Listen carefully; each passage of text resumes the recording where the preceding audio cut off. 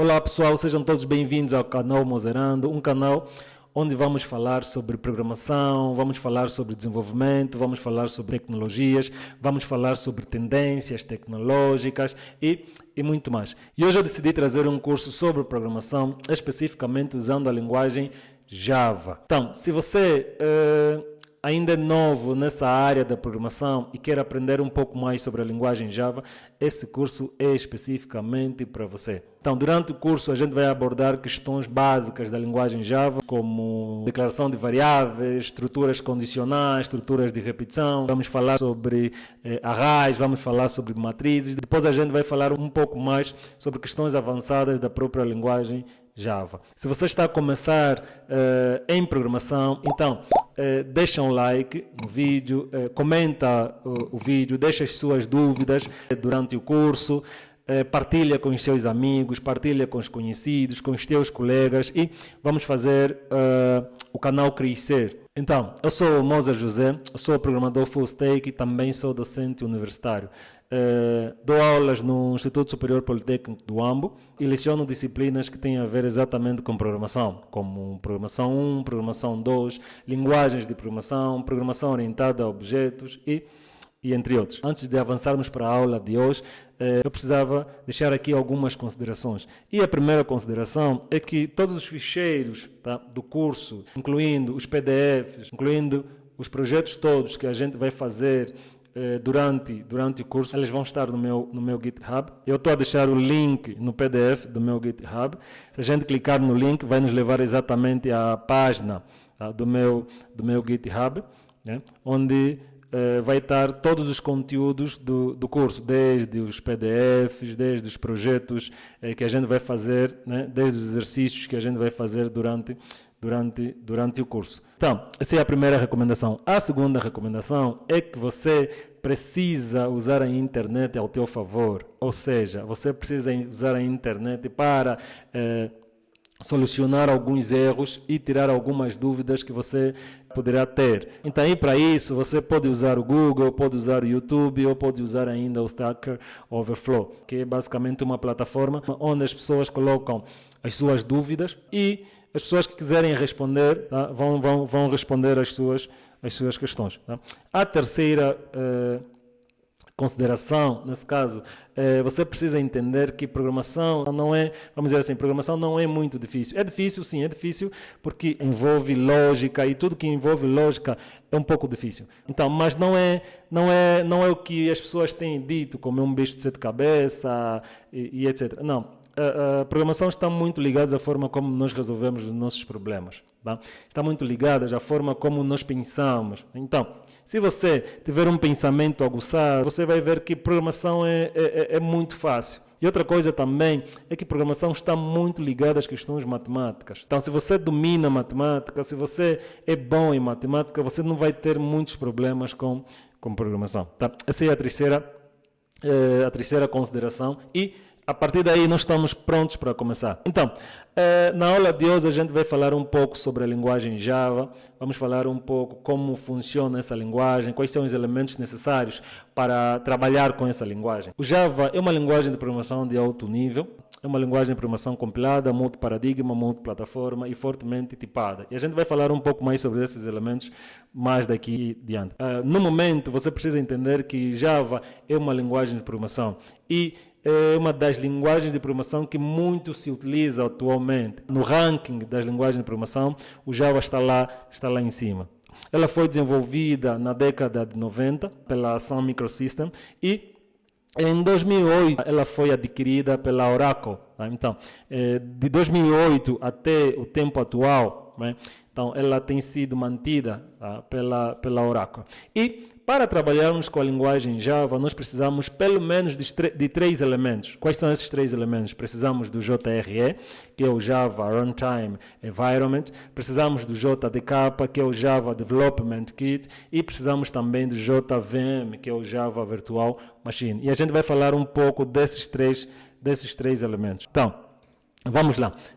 Quando falamos do JRE, que é o Java Runtime Environment, nós vamos precisar deste elemento que é para poder executar os nossos programas em Java. Ou seja, os programas, depois de serem compilados, eles precisam ser executados, vamos dizer assim. Então, nós vamos precisar exatamente do Java RE. É o elemento que vai me permitir que os meus programas, depois de criados, elas sejam executados nos computadores e etc. Nós vamos precisar também do JDK. O que é o JDK?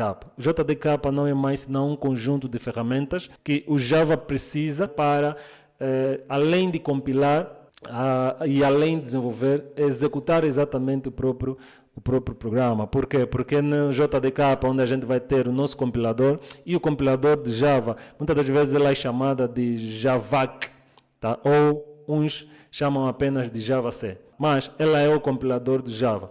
O JDK é usada também que é para pegar algumas bibliotecas já desenvolvidas por outros programadores, e essas bibliotecas podem ser importantes no nosso código, no nosso programa. Tá? Então, o JDK é o elemento que vai trazer todas essas ferramentas necessárias para começar a desenvolver com Java. Depois temos aí o JVM. O que é o JVM? Pronto. O JVM é uma máquina virtual que o Java precisa, que é para poder executar os seus programas em cada sistema operativo. Nós falamos que o Java é uma linguagem de programação multiplataforma. Isso significa que um programa criado na linguagem Java, ela pode ser executada num computador que tenha um sistema operativo Windows, num computador que tenha um sistema operativo Linux, num computador que tenha o sistema operativo macOS. Ela é chamada multiplataforma por causa disto. E para isso ser possível, nós vamos precisar exatamente do JVM. O JVM é uma máquina virtual que vai ser emulada e vai poder executar ou vai poder compilar os nossos bytecode, tá? nos computadores de destino. Esses são os 3 elementos necessários para trabalharmos com Java. Quando falamos que uma linguagem de programação ela é de alto nível, nós estamos a dizer que, primeiro, nós estamos a dizer que essa linguagem está muito ligada à forma como nós resolvemos os nossos problemas, ou seja, ela está muito ligada à forma como nós pensamos. Estamos? Um exemplo, imagina que você quer montar um cubo mágico e todo mundo gosta de montar um cubo mágico. Mesmo as pessoas que não sabem montar, elas querem sempre montar um cubo mágico, porque é algo fixe, vamos dizer assim. Então, só que para poder montar o cubo mágico, você não pode sair apenas girando as camadas e etc. Não. Existem alguns algoritmos, existem algumas formas de montar o cubo mágico. Então, essas formas, esses algoritmos, esses passos, são os elementos cruciais para podermos resolver este determinado problema. E quando falamos das linguagens de programação de alto nível, elas se apegam exatamente nesses passos, ou nessas formas, ou nesses algoritmos, que é para poder resolver exatamente o problema. Por isso é que a gente diz que a linguagem Java é uma linguagem de alto nível. Quando falamos que uma linguagem de programação é multiparadigma, nós estamos a dizer que um único problema eu posso usar várias formas ou vários modelos para solucionar o mesmo problema. Um único problema pode ter várias soluções, vamos dizer assim. E nisso, quando dizemos que uma linguagem é multiparadigma, estamos a dizer que existem vários modelos que a gente pode utilizar para resolver um determinado problema. E a linguagem Java foi desenvolvida totalmente com o paradigma orientado a objetos, ou seja, tudo em Java ou é um objeto, ou é uma classe, ou é um atributo, ou é uma função, ou seja, são elementos que estão voltados exatamente para a programação orientada a objetos. Numa primeira fase, vamos nos apegar exatamente na programação estruturada. O que é essa coisa de programação estruturada ou programação sequencial? Você precisa entender, no computador entra dados, ela processa esses dados e depois, no final, ela tem informações, ou seja, sai informações.